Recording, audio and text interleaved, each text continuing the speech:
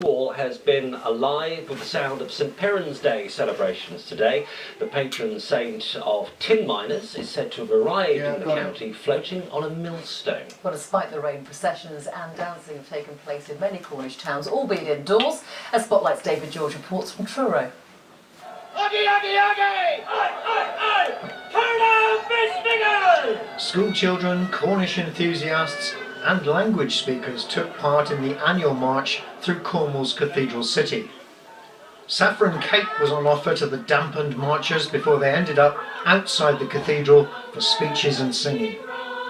It's a rose that reminds me of you. The Cornish tartan's got to be worn on St Piran's Day. Ken is Vicken is all I've got to say.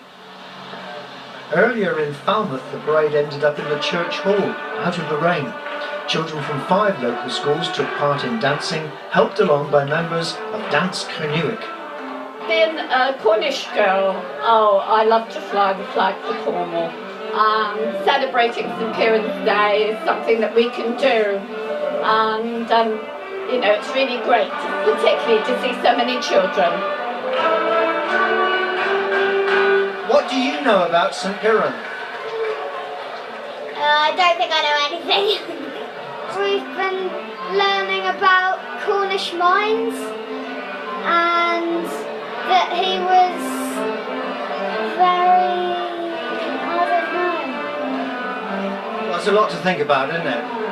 Snag was there were due lessons about St Piran's at the end of last week, but the snow put paid to that. No matter though, because the saint himself was in the next room. What's all this about the millstone? Everybody knows millstones don't float. Ah, yes, but that's where you're mistaken. You're right in as much that millstones will not float.